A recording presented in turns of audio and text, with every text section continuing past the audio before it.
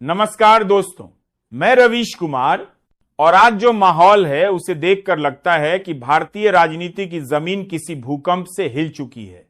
क्या आपने वह खबर नहीं सुनी कि एक तरफ चुनाव आयोग कटघरे में खड़ा है और दूसरी तरफ गुजरात में लाखों की भीड़ सड़कों पर उतर आई है। उधर उत्तर प्रदेश से भी बीजेपी को तगड़ा झटका लगा है। जिस योगी आदित्यनाथ के डंके की आवाज हर तरफ गूंजती थी वह अब धीमी पड़ती जा रही है और सब पूछ रहे हैं कि आखिर राहुल गांधी ने ऐसा कौन सा राजनीतिक परमाणु बम फोड़ दिया कि बीजेपी के अपने ही नेता अपनी ही पार्टी के खिलाफ दिख रहे हैं और अपने किए गुनाहों पर पर्दा डालने की कोशिश कर रहे हैं। सत्ता का नशा जो कभी किसी की बात के लिए सुनने को तैयार नहीं था, विपक्ष को बोलने से रोक देता था, वही आज खामोश बैठा है और सबकी सुन रहा है। आप लोग वीडियो को लाइक और चैनल को सब्सक्राइब जरूर करें, क्योंकि यह कहानी सिर्फ एक रिपोर्ट नहीं बल्कि लोकतंत्र की सांसों का हाल है।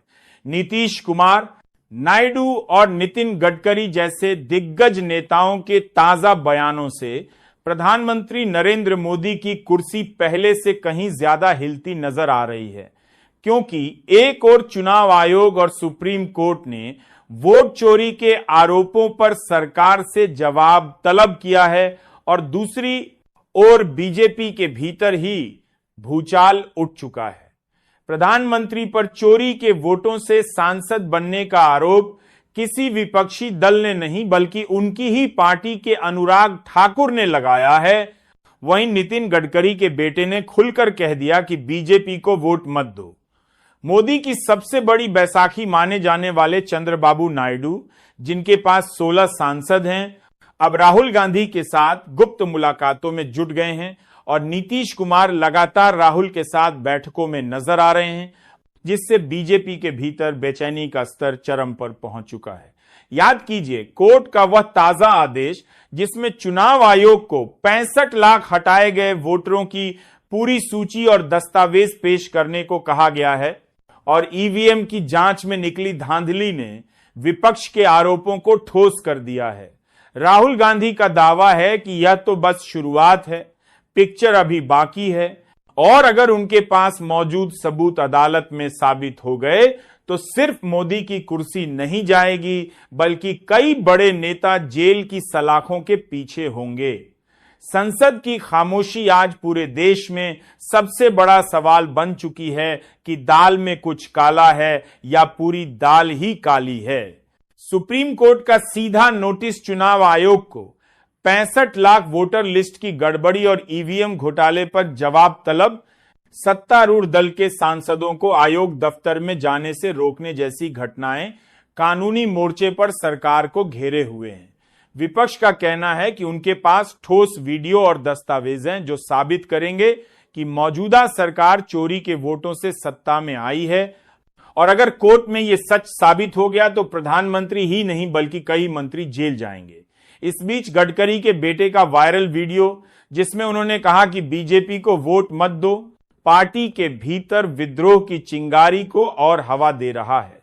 नायडू जैसे सहयोगी राहुल गांधी के करीब आते जा रहे हैं और नीतीश कुमार पहले ही मोदी से दूरी बनाकर राहुल के साथ मंच साझा कर रहे हैं।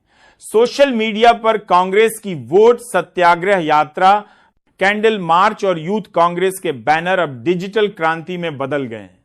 ट्विटर से लेकर इंस्टाग्राम तक हर जगह वीडियो, मीम्स और लाइव स्ट्रीम के जरिए बीजेपी पर सवाल उठ रहे हैं और यही वजह है कि आज गली गली, चौराहे चौराहे और सत्ता के गलियारों में सिर्फ एक ही बात गूंज रही है, खेल खत्म, अब जनता की बारी है। यह लड़ाई अब सिर्फ राजनीतिक नहीं बल्कि कानूनी महाभारत का रूप ले चुकी है। एक तरफ सुप्रीम कोर्ट में वरिष्ठ वकीलों की टीम सरकार को घेर रही है तो दूसरी तरफ जनता की अदालत सोशल मीडिया पर फैसला सुना रही है। ट्रेंडिंग हैशटैग जैसे वोट चोर, ईवीएम स्कैम और मोदी इन ट्रबल लाखों ट्वीट्स के साथ भारत ही नहीं बल्कि दुनिया भर में ट्रेंड कर रहे हैं। विदेशी मीडिया में भारत की लोकतांत्रिक साख पर सवाल उठ रहे हैं। लंदन से लेकर न्यूयॉर्क तक हेडलाइन में भारत की वोट चोरी की खबरें छप रही हैं। बीजेपी के अंदरूनी सूत्र कह रहे हैं कि कई सांसद अब टिकट छोड़ने या विपक्षी पार्टियों से संपर्क साध रहे हैं, जबकि विपक्ष संसद के भीतर और बाहर सरकार की घेरेबंदी कर रहा है। राहुल गांधी अपने हालिया भाषण में मोटी फाइल लहराकर बोले कि यह सिर्फ सत्ता की नहीं बल्कि लोकतंत्र की आत्मा बचाने की लड़ाई है, और कैमरों की चमक में हर सांसद का चेहरा पीला पड़ गया। बीजेपी प्रवक्ता इन आरोपों को नाटक कहकर टाल रहे हैं, मगर जनता मान चुकी है कि कहीं ना कहीं सच जरूर है, वरना इतनी बेचैनी क्यों? सुप्रीम कोर्ट की अगली सुनवाई का इंतजार पूरा देश कर रहा है। हर कोई टीवी, मोबाइल और सोशल मीडिया पर अपडेट ले रहा है, मानो इतिहास के फैसले का गवाह बनने को तैयार है।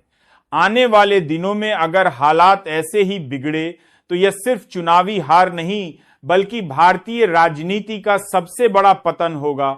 सत्ता के गलियारों में अफवाहों का बाजार गर्म है। संसद भवन की लॉबी से लेकर बीजेपी मुख्यालय तक हर जगह यही सवाल है कि अगर सुप्रीम कोर्ट का फैसला विपक्ष के पक्ष में गया तो क्या होगा। अंदरूनी सूत्रों के मुताबिक बीजेपी के वरिष्ठ नेता चुपचाप विपक्ष से बैकडोर मीटिंग कर रहे हैं और कुछ अपने पुराने राजनीतिक ठिकानों पर वापसी की तैयारी में हैं। राहुल गांधी ने अगले हफ्ते दिल्ली के रामलीला मैदान में लोकतंत्र बचाओ महासभा का ऐलान कर दिया है, जिसमें लाखों लोगों के जुटने की संभावना है, और कांग्रेस का दावा है कि यह अब तक की सबसे बड़ी रैली होगी। इस बीच सोशल मीडिया पर लीक हुआ ऑडियो, जिसमें कथित तौर पर एक बीजेपी सांसद चुनाव आयोग से सेटिंग की बात कर रहा है, विपक्ष इसे कोर्ट में पेश करने जा रहा है, जबकि बीजेपी इसे फर्जी बता रही है। लेकिन जनता का भरोसा अब टूट चुका है। टीवी डिबेट्स में बीजेपी प्रवक्ता पसीना पोंछते नजर आ रहे हैं और पत्रकार पूछ रहे हैं कि अगर चोरी नहीं हुई तो जांच से डर क्यों। गांव-गांव, मोहल्लों और व्हाट्सएप ग्रुप्स में चर्चा है कि अगर सच सामने आया तो यह इतिहास की सबसे बड़ी गिरफ्तारी होगी। अंतर्राष्ट्रीय दबाव भी बढ़ चुका है। यूरोपीय यूनियन और अमेरिका दोनों ने भारत की चुनावी पारदर्शिता पर बयान जारी किया है, जिससे साफ है कि मामला अब सिर्फ दिल्ली तक सीमित नहीं रहा। ताजा खबर यह भी है कि एनडीए में बगावत तेज हो गई है और 37 सांसदों ने एनडीए का साथ छोड़ दिया है। सबसे चौंकाने वाली बात कि चंद्रबाबू नायडू अब राहुल गांधी के साथ खड़े दिख रहे हैं। अब सवाल यह है कि क्या यह मोदी सरकार की सबसे बड़ी चुनौती है और क्या प्रधानमंत्री को इस्तीफे की नौबत आ चुकी है? टीवी स्क्रीन पर आपको यह सवाल नहीं दिखेगा, वहां सिर्फ विकास की गंगा बहने की बातें होंगी। लेकिन असली सवाल यह है कि अगर सब ठीक होता तो बगावत क्यों होती? राजनीति का सच यही है कि स्थायी दोस्त और स्थायी दुश्मन कोई नहीं होते, और नायडू इसका सबसे बड़ा उदाहरण है। आंध्र प्रदेश की जनता किसानों से लेकर नौजवानों तक मोदी सरकार से नाराज है, और नायडू जानते हैं कि इस गुस्से को न समझा तो उनकी राजनीति खत्म हो जाएगी।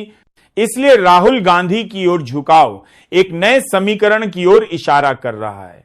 37 सांसदों की बगावत सिर्फ शुरुआत है, आगे और भी हो सकते हैं, और यही डर मोदी सरकार के माथे पर पसीना बनकर छलक रहा है। अगर संसद में बहुमत डगमगाता है तो हालात 1969 और 1989 जैसे हो सकते हैं, जब प्रधानमंत्री को बहुमत न होने की वजह से कुर्सी छोड़नी पड़ी थी।